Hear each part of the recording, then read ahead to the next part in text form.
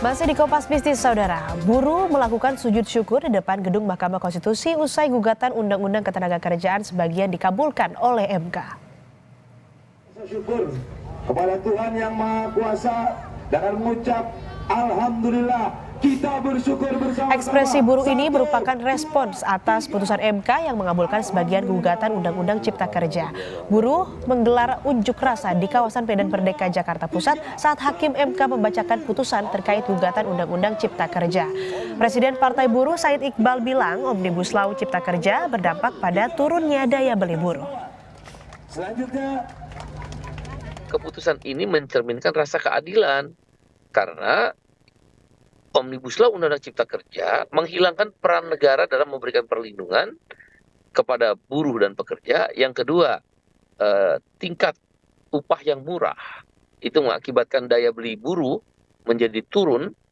Dan yang ketiga, menempatkan buruh hanya sebagai objek pembangunan. Putusan Mahkamah Konstitusi yang memerintahkan pembentukan Undang-Undang Ketenagakerjaan baru dan mengeluarkan klaster ketenagakerjaan dari Undang-Undang Ciptaker jadi angin segar bagi buruh. Lalu bagaimana dampak putusan ini bagi pertumbuhan ekonomi nasional? Sudah bergabung Direktur Kebijakan Publik Center of Economic and Law Studies, Media Wahyudi Askar. Selamat pagi Pak Media, apa kabar? Selamat pagi, kabar sehat. Pak, ini kan pasti jadi kabar gembira bagi buruh. Lalu bagaimana mengawal prosesnya? Hal-hal apa saja yang tetap perlu diawasi oleh publik dalam pembentukan Undang-Undang Naker yang baru? Dan apakah waktu 2 tahun ini adalah waktu yang ideal? Saya kira waktu 2 tahun harusnya cukup bagi pemerintah untuk meninjau kembali aturan-aturan yang selama ini kontraproduktif dengan produktivitas buruh di Indonesia. Karena kita melihat hari ini buruh terus tergerus daya belinya. Dan selama 10 tahun terakhir bahkan sektor formal mendapatkan tekanan ekonomi yang sangat signifikan. Jadi memang bicara soal waktu, harusnya pemerintah punya waktu yang cukup sepanjang ada dialog yang konstruktif. Tidak hanya dari pihak pemerintah tetapi juga melibatkan para pengusaha, asosiasi buruh dan juga tentu saja dengan melibatkan para legislatif. Dan saya kira ini juga saatnya juga bagi publik terutama para buruh untuk terus mengawasi jalannya proses revisi undang-undang tersebut karena implikasinya memang sangat signifikan. Kita semua tahu Omnibus Law dilahirkan dalam waktu yang sangat cepat, melahirkan kekacauan yang luar biasa terhadap regulasi ketenagakerjaan Indonesia.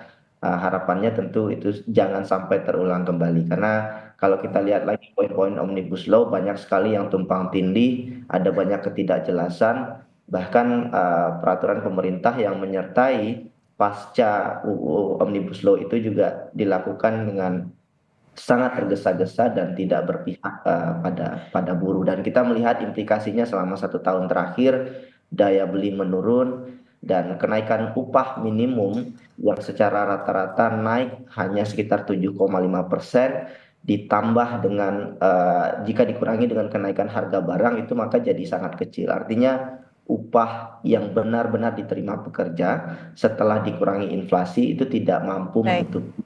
Baik Pak Media, di lain Saudara, Mahkamah Konstitusi Kamis 31 Oktober memerintahkan Dewan Perwakilan Rakyat dan Presiden untuk membentuk Undang-Undang Ketenagakerjaan baru. Di Undang-Undang Ketenagakerjaan baru, MK meminta klaster ketenagakerjaan keluar dari Undang-Undang Nomor 6 Tahun 2023 tentang Cipta Kerja. MK memberikan waktu 2 tahun bagi pembentuk undang-undang untuk membuat Undang-Undang Ketenagakerjaan baru yang substansinya menampung materi yang ada di Undang-Undang Nomor 13 Tahun 2003 tentang Ketenagakerjaan, UU Nomor 6 Tahun 2023 dan sejumlah putusan Mahkamah Konstitusi. Sejumlah materi substansi peraturan perundang-undangan yang secara hierarki di bawah undang-undang termasuk dalam sejumlah peraturan pemerintah dimasukkan sebagai materi dalam Undang-Undang Ketenagakerjaan. Tidak hanya itu, dengan cara mengaturnya dalam undang-undang tersendiri dan terpisah dari Undang-Undang 6 2023, Undang-Undang Ketenagakerjaan akan semakin lebih mudah dipahami.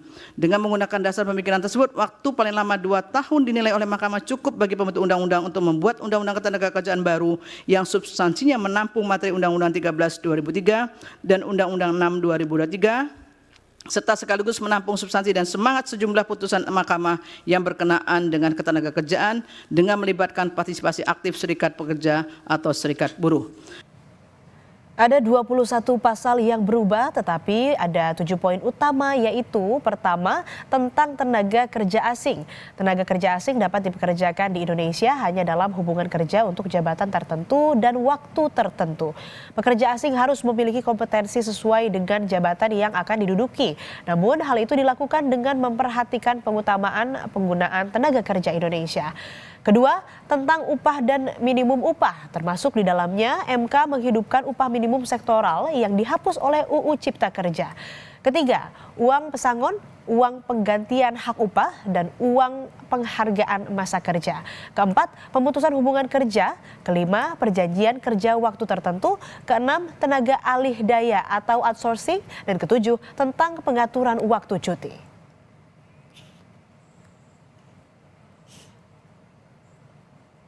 Merespons putusan tentang klaster tenaga kerja keluar dari Undang-Undang Ciptaker, Wakil Ketua DPR Adis Kadir bilang DPR siap menjalankan putusan Mahkamah Konstitusi. Pimpinan DPR akan berkomunikasi dengan Balik dan Komisi untuk melanjutkan proses yang diperintahkan Mahkamah Konstitusi.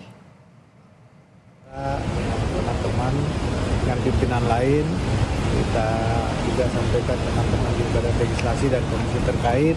Nanti kita lihat seperti apa respon kita terhadap putusan. Harus selalu siap.